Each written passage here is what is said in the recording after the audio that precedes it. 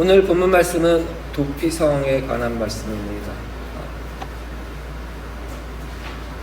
요단 동편에 정착하게 된 루벤 지파와 갓 지파 그리고 므낫세 반 지파를 위해서 각 지파별로 한 곳씩 한 성읍씩 정해서 도피성이라는 곳을 마련했습니다. 부지 중에 살인한 자가, 그러니까 의도치 않게 실수로 다른 사람을 죽게 만든 사람이 비록 살인자이긴 하나 그러나 의도적으로 죽인 것이 아니기 때문에 그를 복수하려고 하는 사람으로부터 보호하기 위해서 그를 피신할 처소를 마련을 한 것입니다. 이렇게 의도치 않게 살인한 자가 살 수 있는 방편을 마련한 것이 도피성인데, 그런데 문제는 이 도피성에 관한 세 구절이 갑자기 뜬금없이 왜 이 자리에 있느냐 하는 문제가 늘 있어 왔습니다. 거의 모든 주석에 이 도피성 문제가, 그때 모세가 요단 이쪽 해변문 쪽에 새 성읍을 구현하였으니 하면서 갑자기 왜 이 자리에 이렇게 뜬금없이 나와 있고, 그것도 이렇게 단 세 구절에 간략하게 처리하고 그냥 다시 모세가 이스라엘 자손들에게 선포한 율법은 이러하니 하고 다시 율법 이야기로 넘어가느냐 하는 문제가 있다는 것입니다. 지금 우리가 계속 봐왔던 신명기 4장의 흐름은 하나님께서 이스라엘에게 주신 율법, 그 모든 규례와 법도에는 하나님의 이스라엘을 향하신 모든 사랑이 담겨 있다고 그랬죠. 이스라엘 백성들이 하나님께 기도하여 구할 때 응답하여 주시는 모든 것이 규례와 법도에 담겨 있고, 또 하나님께서 이스라엘을 그만큼 사랑하시고 가까이 하신다는 표시이며, 그리고 그 전에 범죄했던 이스라엘 백성들에게 하나님께서 은혜 베푸시는 방편으로 규례와 법도를 주셨다는 이야기가 4장에 계속 채워져 있었죠. 이런 시각으로 보지 않더라도 신명기 4장 이야기는 이 하나님께서 이스라엘에게 시내산에서 주셨던 율법, 십계명으로 대표되는 이 율법이 큰 틀에서 어떤 의미가 있으며 그 율법을 주신 하나님은 어떤 분인지 소개하는 장면인데, 갑자기 그때 모세가 요단 이쪽 해변문 쪽에서 새 성읍을 구현하였으니 하면서 도피성 이야기가 나온다는 거죠. 그런데 세 절만 나오고 끝나니까 도무지 이 이야기가 이 자리에 있는 이유를 해결할 수가 없습니다. 제시할 수가 없습니다. 그래서 거의 모든 주석들이 어떻게 이야기를 하냐면, 이 자리에서 이 이야기가 있는 것은 도무지 이해할 길이 없다.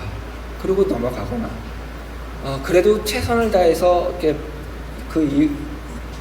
이 세 구절에 대한 해석을 한 주석은 그 이유는 그냥 그 질문은 무시하고, 왜 이 자리에 있는지는 무시하고, 다만 이 요단 동편에 남게 된 이스라엘 자손들도 똑같이 하나님의 율법을 지켜야 하는 이스라엘 백성이 확실하다라는 걸 이렇게 확인하려고 이 자리에 있다는 겁니다. 근데 그건 충분한 해석이 되지는 못하죠. 그런데 이 문제를 그냥 이렇게 넘어가는 것, 이해할 수 없다고 넘어가는 건 이 세 구절, 특별히 이 세 구절에 담긴 도피성에 대한 중요성을 놓쳤기 때문일 것입니다. 그러니까 이런 맥락이죠. 이런 자세이죠. 지금 신명기 4장은 율법의 큰 틀에 대해서, 율법의 대요강에 대해서 설명하는 아주 중요한 이야기를 하고 있는데, 갑자기 왜 이 별로 중요해 보이지 않는 이야기가 여기 등장하느냐라는 입장인 거죠. 그만큼 이 도피성 이야기는 그렇게 중요해 보이지 않는다는 뜻이죠. 왜 그러냐면, 이 도피성 이야기는 수없이 많이 이제 앞으로 신명기에서 펼쳐질 규례와 법도들에 관한 이야기 중에 그 중에 하나일 뿐이라고 생각하는 거죠. 그 수없이 많은 규례와 법도들 가운데 하나에 불과한 도피성 이야기를 왜 이 자리에서 했느냐라는 질문이 그래서 생기는 겁니다. 그래서 나름 이유를 제시하는 것 중에 하나는 이 도피성에 관한 기사가 이 자리에 있는 이유, 이 모세의 설교를 후대 사람들이 글로 기록하는 과정에서 실수를 저지른 것이다 라는 것이죠. 갑자기 실수해서 이 자리에 있다는 거죠. 그러나 전 성경을 보는, 우리가 여태까지 성경을 봐왔던 태도와는 다른 태도입니다. 우리는 어떤 입장에서 계속해서 성경을 봤냐면요, 마가복음을 이렇게 우리 보면서 시작을 했었죠. 모든 성경에 우리가 보고 있는 이 본문 신명기도 빠지지 않습니다. 모든 성경의 모든 말씀은, 그 말씀이 그 자리에 있는 것은 이유가 있다. 그 자리에서 내려고 하는 목소리가 있다. 그 목소리를 듣는 것이 성경을 보는 올바른 태도이다 라는 것이 계속 우리가 취해왔던 관점입니다. 그 관점으로 이 성경을 봐야죠. 그러니까 실수로 잘못해서 이 자리에 있는 게 아닙니다. 그리고 아무 이유 없이, 아무 맥락 없이 이 자리에 있는 것도 아니라는 것입니다. 그러면 이 도피성 이야기, 갑자기 뜬금없이 등장한 것 같은 이 도피성 이야기는 이 자리에 왜 있는 걸까요? 그리고 이 자리에서 도대체 내려고 하는 목소리가, 들려주려고 하는 말씀이 어떤 말씀일까요? 그 이야기를 보려면 먼저 도피성이 뭔지 조금 더 자세히 알 필요가 있습니다. 다행히 이 도피성에 관한 이야기는 신명기 19장에 다시 한번 나오는데요, 요단강을 건너가서 그 땅을 다 차지하거든 도피성을 마련하라 입니다. 19장에 나오니까 한번 같이 읽어보도록 하겠습니다. 19장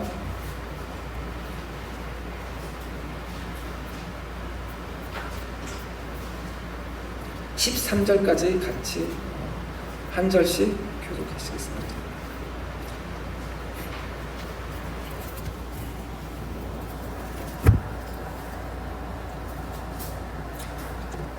한 절씩 읽습니다. 내 하나님 여호와께서 이 여러 민족을 멸절하시고 내 하나님 여호와께서 그 땅을 내게 주심으로 내가 그것을 받고 그들의 성읍과 가옥에 거주할 때에 내 하나님 여호와께서 내게 주시고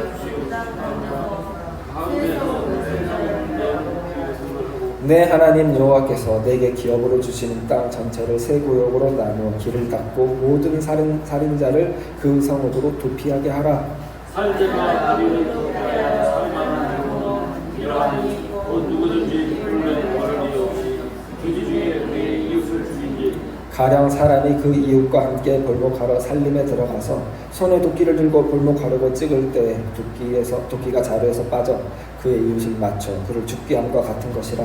이런 사람은 그 성읍 중 하나로 도피하여 생명을 보존할 것이니라.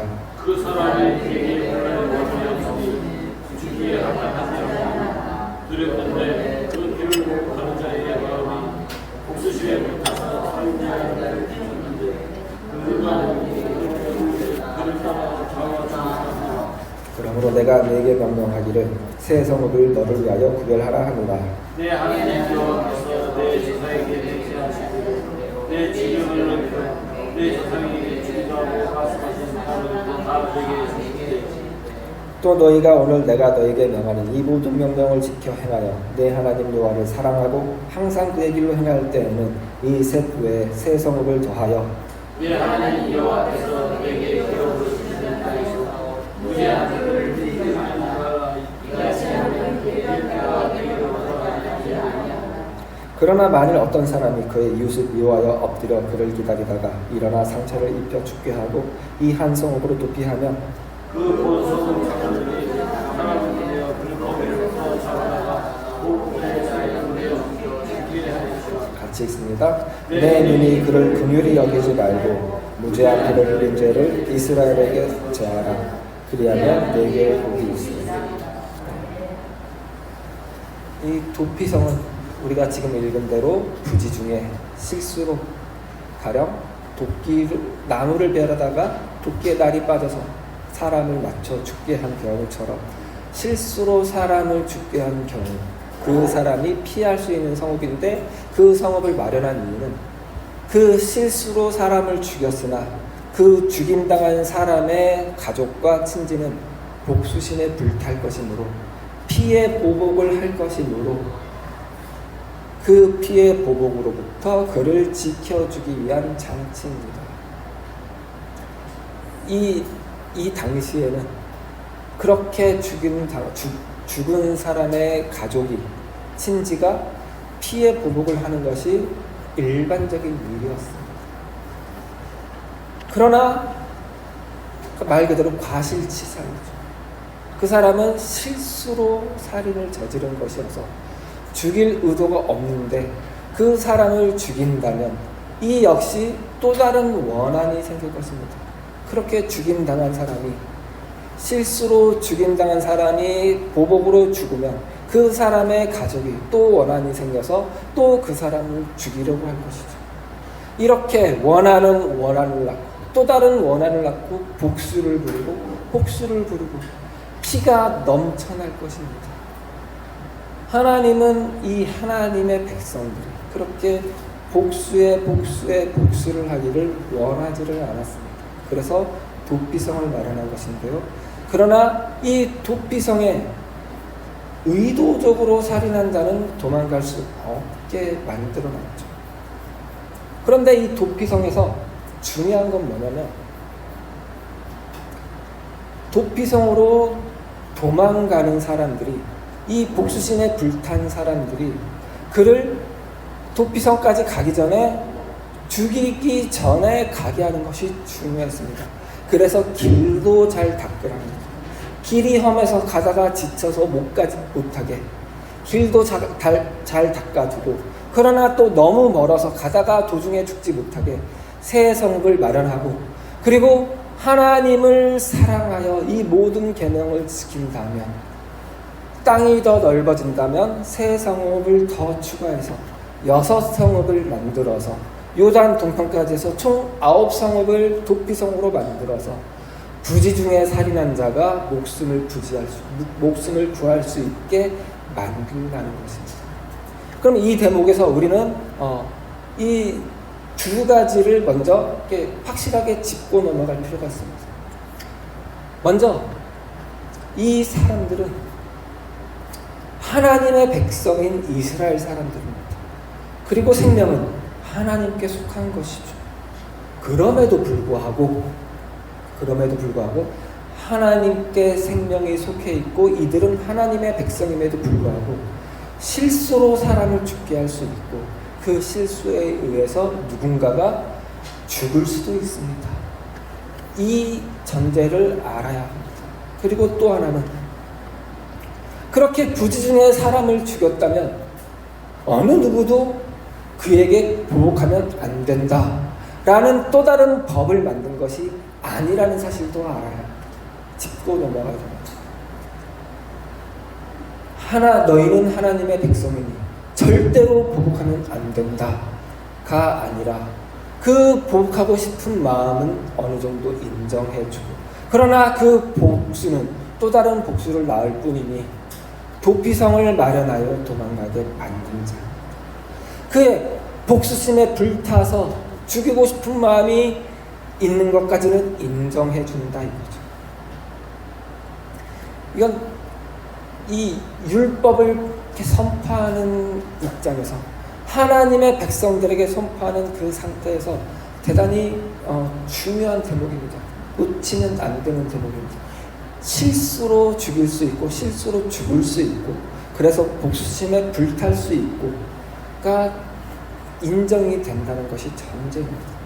그러면 이제 어떤 게 문제냐면, 그러면 도피성이 도피성으로 기능하려면 뭐가 필요할까? 문제는 이 본문에서, 그러니까 신명기 전체에서 이 도피성이 도피성으로 기능하기 위해서 강력한 군대를 도피성에 배치해 두고 부지 중에 살인한 자가 들어오는 건 받아주고 그 살인한 자를 죽이려고 원한을 갚으려고 추격해온 자는 막아라고 규정하지 않는다는 것입니다. 왜냐하면 그럴 필요도 느끼지 않기 때문입니다. 왜 그런 필요를 느끼지 않을까? 도피성에 들어오면 모든 죄가 다 사해지기 때문일까요? 아니면 도피성에 들어오면 원한을 갖고 쫓아온 자라도 도피성에 들어선 순간 갑자기 마음이 순한 양처럼 바뀌어서 원한이 다 사라지기 때문일까요? 하나님이 그런 마술적인 장치를 도피성에 다 마련했기 때문일까요? 그건 아니죠. 그건 아니죠. 우리가 여태까지 봐왔던 성경 말씀에서 하나님은 그렇게 마술적으로 일하는 분이 아니었죠. 우리 마음을 그냥 획가닥 바꾸고 일하는 분이 아니었죠. 심지어는 사도행전에서 성령이 임하셨을 때, 오순절에 성령이 임하셨을 때도 마음 자체를 획가닥 바꾸는 건 아니었다는 것 충분히 확인하고 왔었죠. 도피성에서도 그런 일은 일어나지 않았을 것입니다. 그러면 도피성이 도피성으로 기능하려면 뭐가 필요할까요? 인정입니다. 인정. 마음이 좋아져서 인정을 베푸는 그 인정 말고 어떤 사실에 대한 인정입니다. 어떤 사실일까요? 원한에 사무쳐 내 가족 혹은 내 친지를 죽인 그를 죽이려고 복수심에 불타서 어떤 수를 써서라도 죽이려고 쫓아갔던 사람의 입장에서 생각을 해보죠. 그 자가 죽여버리려고 했는데 도피성에 들어갔어요. 그 도피성에 들어간 순간 원한이 사그러들지 않는다는 거죠. 나도 할 수만 있으면 도피성에 들어가서라도 죽여버리고 싶겠죠. 그렇게 쫓았습니다. 그게 복수심이 하는 일입니다. 그런데 내가 그렇게 쫓아갔던 자가 도피성에 들어간 순간 그 사람을 죽이려고 쫓았을지라도 한 가지 사실을 이제 인정을 해야 됩니다. 이 사람이 도피성에 들어가게 하나님이 일하셨구나. 이 사람은 진짜로 실수로 죽인 거구나.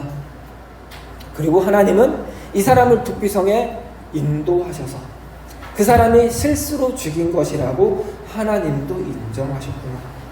그 사실을 나도 인정합니다. 그게 인정하는 것이 왜 필요할까요?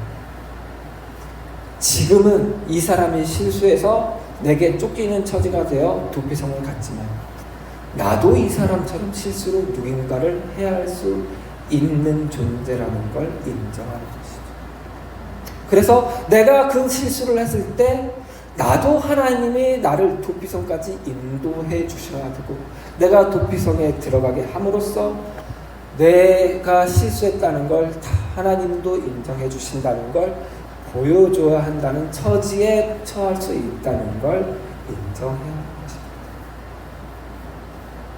이게 도피성이 도피성으로 기능할 수 있는 유일한 단 하나의 방법이고 이 인정이 요구되기 때문에 도피성에 강력한 병사들을 배치하거나 아니면 검문 검색을 강화해서 이 사람은 실수로 죽인 것인지 이 사람은 그 사람을 쫓는 사람인지 구분하는 것이 불필요한 것이죠.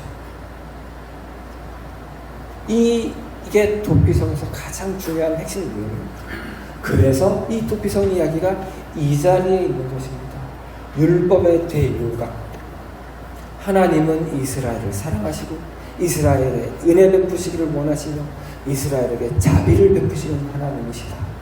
그 모든 이스라엘 하나님께 시내산에서 가데스 바네아에서 광야에서 지내는 40년 내내 심지어는 시딤에서 바알볼에게 우상을 섬김으로 범죄한 이스라엘 백성들이지만 그 이스라엘 백성들이 하나님께 기도할 때 응답하시는 하나님이시라고 규례와 법도를 주셨죠.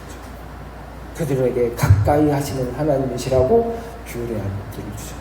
이 규례와 법도에는 하나님의 이 사랑과 은혜 베푸심과 생명 주심이 다 담겨있는 규례와 법도가 있죠.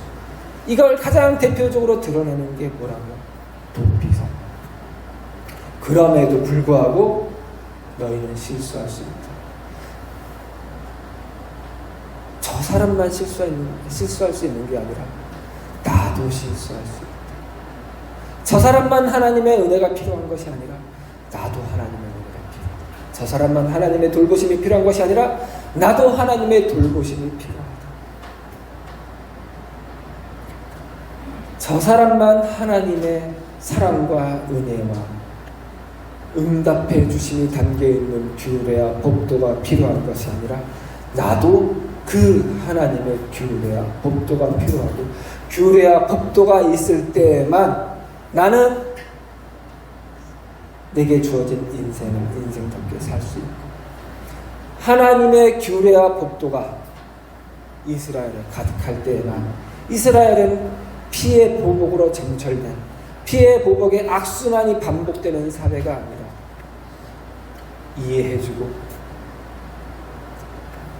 인정해주고 배려해주고 용서해주고 더불어 살아갈 수 있는 하나님의 나라가 될 수 있다라는 선언인 것입니다.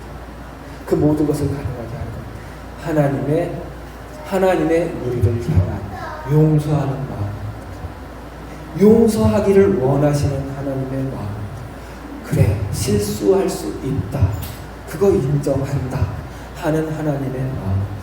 그게 예수 그리스도를 통해 완전하게 드러났죠. 그래, 너희 죄 지을 수 있는 것 아니다. 너희 연약한 것 아니다. 그래서 내가 사람이 되어 육신이 되어 너희에게로 가마. 예수 그리스도. 그 예수조차도 받지 못하고 죽인 것, 그래, 그럴 수 있는 것 아니다. 너희 죄가, 너희 복수심이 그렇게 불타는 것 안다, 인정한다. 그 손에 내가 죽어주마. 죽기까지 너희를 인정해주고 존중해주마, 사랑해주마. 예수 그리스도의 십자가 죽음입니다. 하지만 너희 그 연약함 그대로 끝이 아니다.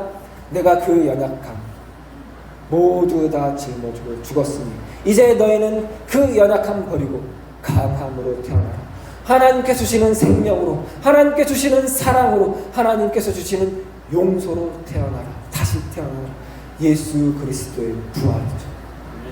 규례와 법도이며 도피성입니다. 하나님은 우리의 피난처가 되어주실 것입니다. 우리는 모두 그 피난처에 속해 있으니 나만 속한 것 아니라 우리 모두가 속한 것이니 모두 다 그런 마음으로 바라볼 것입니다. 그래, 실수할 수 있어. 그 실수할 수 있어를 인정해주고 배려해주고 존중해주는 것. 나도 실수할 수 있기 때문에 내가 선해서, 내가 착해서, 내가 은혜를 더 받아서가 아니라 나도 그럴 수 있는 존재이기 때문입니다. 나도 하나님의 은혜가 필요한 존재이기 때문입니다.